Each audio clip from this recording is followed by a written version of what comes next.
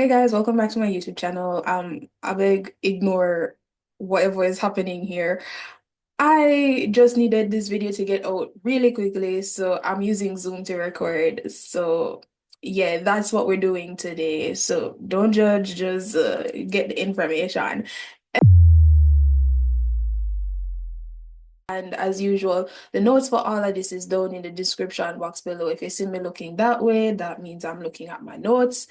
And a lot of you have told me that you needed me to show you how to like pick the different organizational strategies and language techniques from the extracts. So we're going to look at that as well. So I found this one quite interesting because there was a lot to pick from it, and I think I even missed some, and I was like, oh my God, I missed some, but I digress. Dr. Alfred Dawes, General Lac Too early. It's too early for this.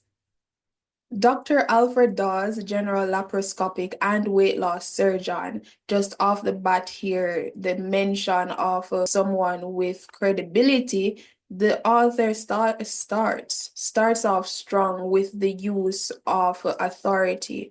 This here is an organizational strategy because it's used to frame the argument in a way that we'll think, or we, me being the readers, will think that it is helping to structure the argument, right? So whenever you think about organizational strategies, you want to think about how is this helping to structure the writer's argument. Anyways, as we continue, you'll see where it says a well-researched and excellently written column in the Gleaner again appeal to authority, because the Gleaner, as you know, is one of the most reputable popular sources of information for Jamaica. On Wednesday, July 31, 2019, dedicated to the topic of fat shaming. He cited the surprising worldwide and local increase in obesity rates, and you'll see this here throughout the entire article, where the author is actually using inverted commas to again bring emphasis to the word obesity. So he doesn't do it once, not twice, but here again he uses inverted commas, not for the word obese, but rather for obese. Again, this is to draw attention to the word obesity, and I'm going to get into later what that means. For I found a huge theme of connotation versus denotation. So how the word sounds when we use it, so what we're implying when we use the word obesity versus what the word obesity actually means. That's what I mean by connotation versus denotation. Anyway, so local increase in obesity rates and the attendant health-related risk.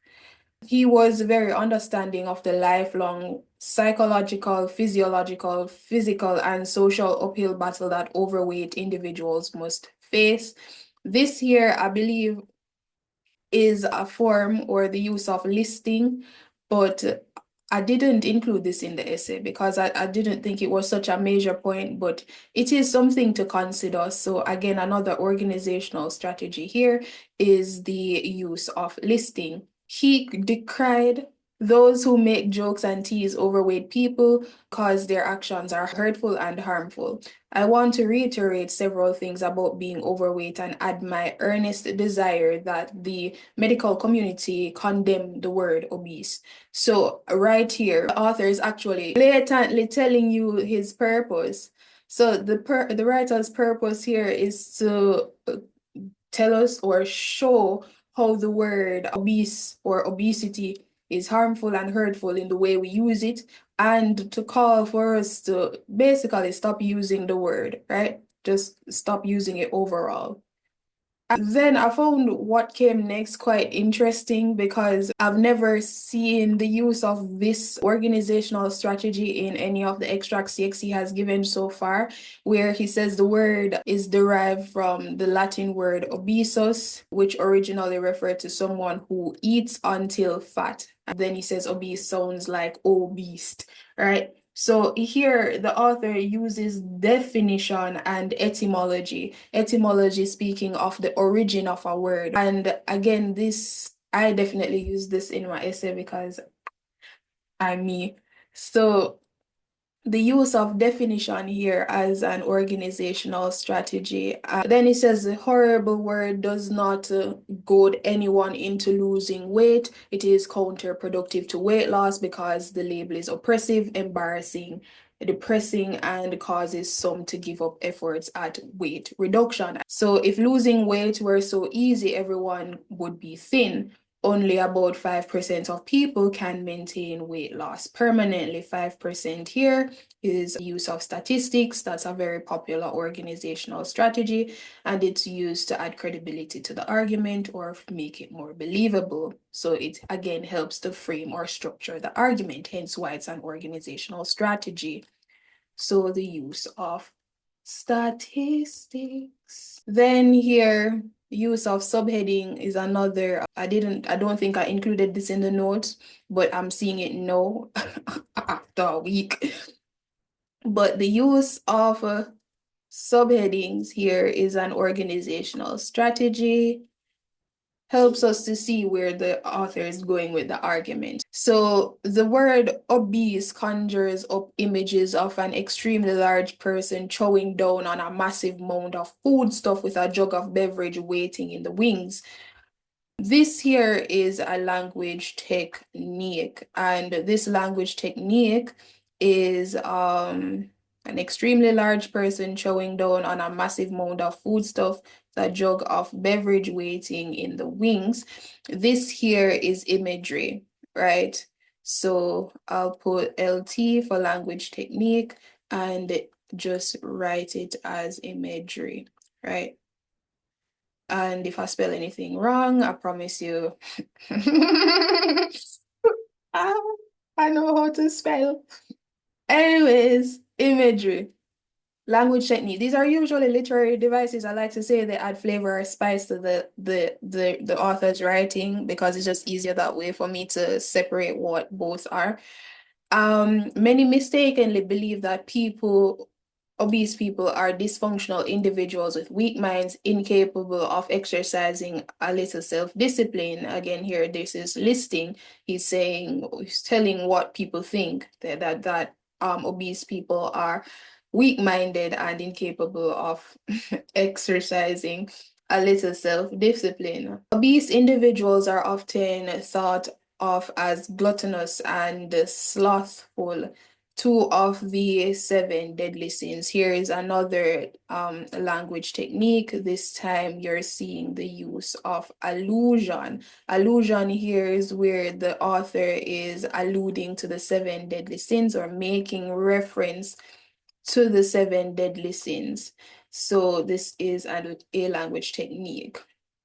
They are considered food addicts. So far, we've seen organizational strategies such as the use of authority, the use of inverted commas, the use of definition and etymology, the use of subheadings, the use of statistics, and we've seen language techniques such as imagery and allusion. And that's only the first part of the, the extract. If we go on to look at the rest, you'll see here where where the author says, biases against overweight people is common, or bias rather.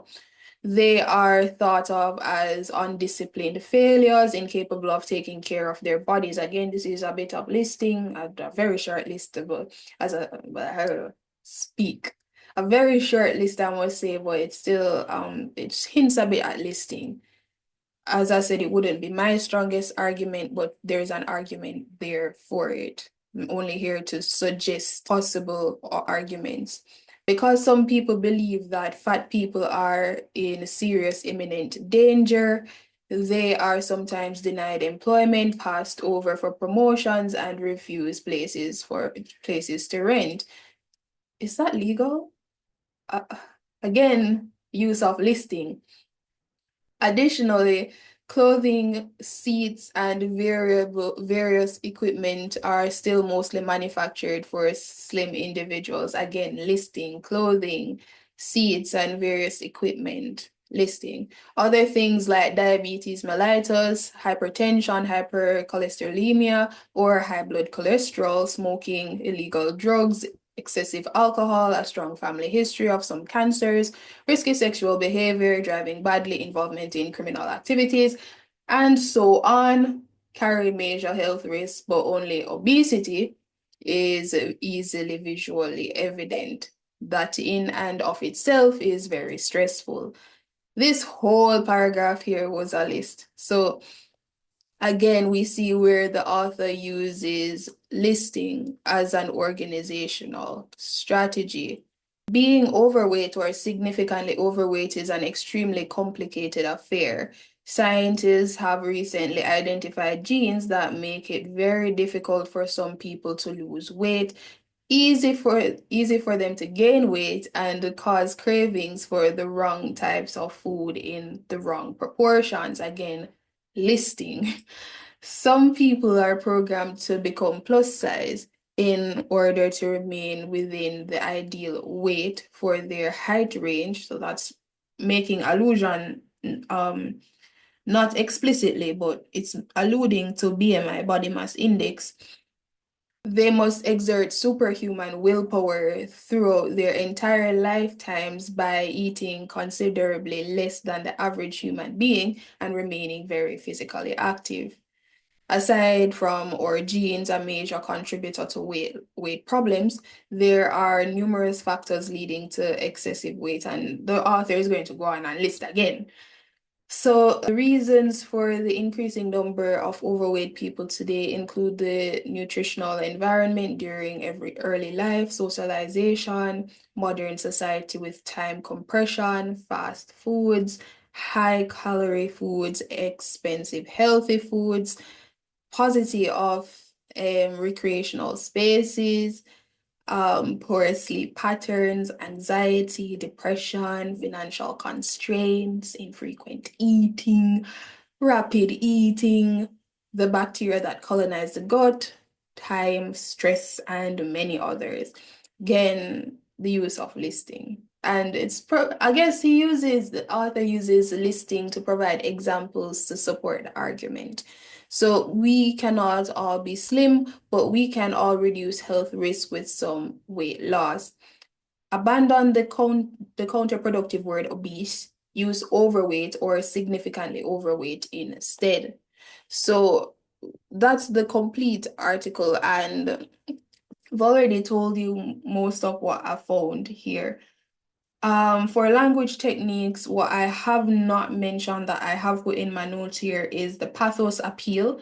And the pathos appeal is used throughout the entire extract, where even though the extract here serves the purpose of informing and warranting or calling for action, it presses on people's emotions to consider, like, is this really right? Is this really right to be calling overweight people obese when the word obese actually means eat until fat? And you can consider that not every person who is overweight actually eats terribly or eats have bad eating habits. It could just be genetics. It could just be them having an illness or something, right?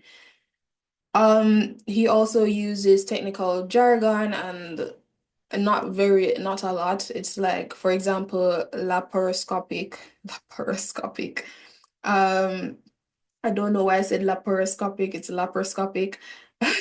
And he uses repetition as well, where he repeats the word obese throughout the extract. I did say imagery and allusion. But as I said, the notes are description box below. Yeah. Anyways, so now I'm going to get into the sample essay and how I decided to construct my essay. I believe I decided to use one organizational strategy and one language technique. The organizational strategy that I chose to use was use of definition and etymology because I just think that's different. And the language technique that I chose was imagery. I wanted to do allusion so bad, but I couldn't develop an argument that had enough words. I'm like, all right, I'll get my opportunity another time. So those are what I used. As for the speaking about the credibility, I like to say use the crap test if you whenever you're asked to evaluate or comment on the credibility, where C stands for currency. So is the topic timeless? Is the topic something that we're talking about now? How old is the piece that's written? Stuff like that. R is for relevance. So is the information provided in the extract relevant for not only the purpose the author intended, but also the topic? For example, if you're reading a paper about ice cream or supposedly reading a paper about ice cream and the information in the extract is telling you why the sky is blue, then it wouldn't be relevant to the topic. So that's problematic. I'll go authority and accuracy. Authority is who wrote it. Are they qualified to give you this information? Now, for this specific extract, I would say it gets a lot of points for authority because it was written by Gary Rattray, and as I said, he's a family doctor, so he would have first-hand experience with overweight people and basically inside knowledge of how the word impacts them. So yeah, big major points for authority. As for accuracy, accuracy is the purpose of the information, and are there any biases or is it biased, right? I wouldn't say this was biased because it has a lot more organizational strategies than language techniques. That's what I found. And it was backed up by plausible arguments by providing evidence through listing and also, of course, providing definition and basically the etymology or origin of the word. So telling us how it all fits into how it's used and challenges, again, as I said, how we use the word, what we mean when we use the word. So connotation versus what the word actually means, denotation. And the P for purpose. So again, is it biased or what's the actual purpose? Was it to persuade or was it to just inform? In a case where it's just to inform, then it's less biased and it's more trustworthy. That's just my opinion though. And going back to accuracy, I think I forgot something. If the information provided is accurate, then it's cohesive with other sources. So meaning if you check or read another paper, it would be saying the same thing. So that's another part of accuracy. But besides that, let me just get into the essay, the sample essay, so that you can see what's up. So the introduction is usually divided into three main parts. You have your hook, your leading statement, and your thesis statement. The hook is just something to grab the reader's attention. So I usually go for a quote, depending on the essay that I'm writing, to be honest. Or you could do definitions, or you could do surprising statistic, or just a shocking statement. Anything is fine for your hook. As for the module one essay, I usually use the leading statement to basically state the writer's main point and purpose. And then the thesis or my argument would be what the essay will be exploring, right? So if I try to break all of this apart, right here to right here perhaps would be considered my hook. The next few sentences all the way to here would be my leading statements. It's usually one, but I use a lot here. And then the final part here to here would be considered my thesis or my argument. So for my hook, I have obesity has remained a significant public health concern among Caribbean people for decades. The extract, the beastly word obese, by Gary Rattray. And if you don't know where to find who wrote the extract, just look at the last part just before the question on the exam paper. There's usually the source listed there. So that's where you can find the source and who wrote the paper. Anyway, so the beastly word obese by Gary Rattray explores reasons why the word obese is problematic. The main point is that, and the CXC stresses this on the student reports almost every year, that whenever you're developing your argument, in this case, you need what is called the elementary frame. Of course, you can tweak this a bit. I tried my best to change the writer's purpose part because I usually write the writer's purpose is to, but Again, I tried to maintain the elementary frame, but state the writer's purpose in a different way for those who would like that. So the main point is that the term is both harmful and counterproductive. Then I said that the writer aims to raise awareness about the potential harm the word may cause. Moreover, he calls for the abandonment of the word obese in favor of more compassionate alternatives. Then for my thesis, I said to achieve this purpose, Ratcher uses definitions and etymology as an organizational strategy. He further uses imagery as a language technique. So I started off my first body paragraph with a transition word or a linking word. So I said, firstly, and then I started with my topic sentence, and this is to signpost so that the reader would know what I'll be talking about in this paragraph. That's very important. So you need to start off, it's usually called a paragraph sandwich, where you start with a point. Usually you can go example, then explain, or elaborate. I like to say elaborate because explain is kind of vague, but yeah. So point, example, or evidence, then explain. You could actually go the other way and say point, explain, or elaborate, then give an example or evidence, whichever way suits you. But if these three things are not in your paragraph, then something is remotely, it's close to wrong. Something is wrong with your paragraph and you need to check it. So, but the point always comes first. There's no going around that. So your topic sentence always comes first and it tells what the paragraph will be talking about. So first, the writer uses definition and etymology as an organizational strategy. Then I went ahead and provided evidence. So I said in the third paragraph, he introduces the definition and origin of the word obese. The writer pulls attention to the Latin obesos, which means to eat until fat. Then I'm explaining how this helps the writer to achieve his purpose. And that's how you get your second mark, right? That's how you get your next mark for this thing. You have to tell sufficiently how the writer uses this particular strategy or technique to achieve his purpose. If you don't say that, you can't get the mark. So Ratcher frames his argument emphasizing the stark contrast between connotation and denotation.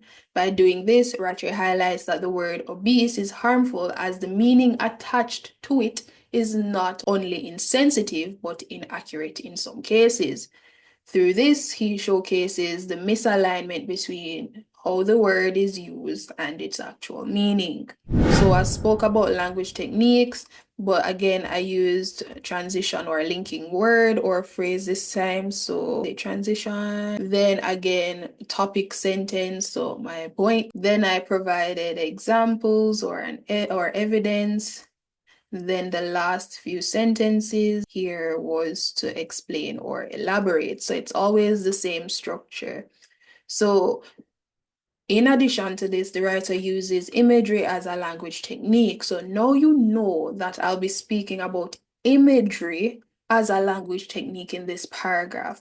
And I've read a few of your papers, and a common error that I am seeing is that whenever you do use the topic sentence, you would probably say, in addition to this, the writer uses imagery, full stop. But you need to actually tell that you're talking about imagery as a language technique.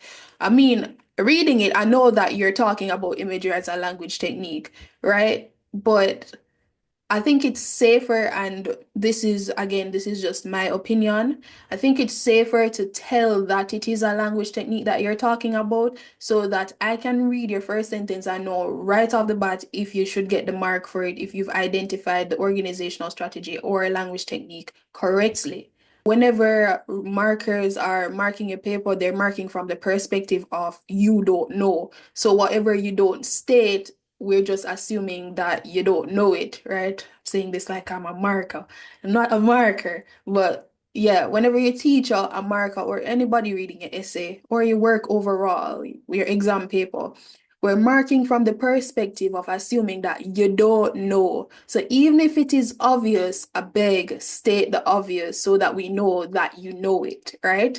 So That is why I'm saying that it's very important that when you're writing your topic sentence, you actually state that, hey, this is the strategy and it is a strategy, or this is a technique and it is a technique. So the writer uses imagery as a language technique. In the line, extremely large people chowing down. Now, that was a very large, long sentence. So I just chose the most visual part of it, right? So, extremely large people chowing down. That's to make an impact. Rattray again juxtaposes connotation against denotation. This paints a picture, so I'm now telling you how this helps the writer achieve his purpose. So actually explain starts here rather than here. So this paints a picture of how the word is perceived. Again, it's really me here honing in on connotation versus denotation.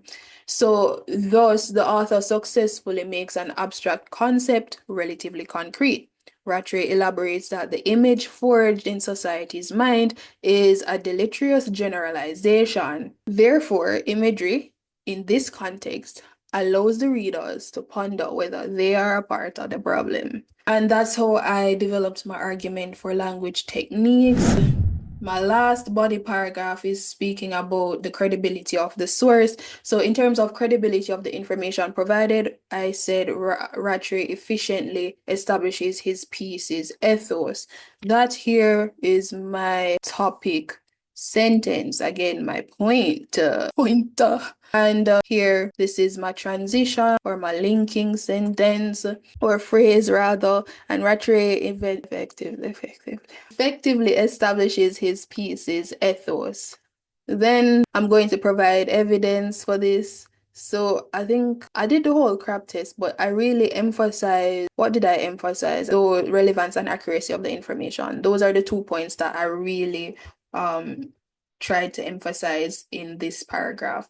So health and obesity is a timeless topic. So in relation to public health, the topic remains a current area of exploration. Furthermore, the information provided in the extract is relevant to that should be the topic and remains coherent with the established main point and purpose. Finally, the piece was written by his name is Garth, not Gary. I am sorry, Garth. His name is Garth. So, written by Garth Rattray, a medical doctor with a family practice. Therefore, he has authority and is qualified to speak on issues regarding health and lifestyle. This is particularly significant for a topic such as obesity. Then, dun dun dun, you're going to wrap up with a conclusion. Now, if I read a conclusion and don't know what the hell you talk about in your essay, a conclusion isn't developed effectively. I should say that. So, given the word limit for even the Module 3 essay, I usually skip the whole conclusion part just because I would not want to lose marks for not having a properly developed conclusion. So, I just leave it out completely. But if you really want to add it, I beg, ensure that it's developed effectively. If I read your conclusion and don't know what the main points of your essay were, then you don't have a properly developed conclusion and you did just better without it. That's just my opinion. So, in conclusion, dun, dun, dun, dun, the extract explores the harmful nature of the term obese. The author emphasizes a drastic difference between how the word is perceived and its actual meaning. So again, I've linked the main point. I've repeated the purpose. The piece's purpose was to bring attention to the potential harm that could ensue and urge abandoning the term completely. The piece's purpose was to bring, I said that already. The author achieves this purpose through using the organizational strategy, definition, and etymology. This was instrumental in clearly delineating obese's connotation and denotation.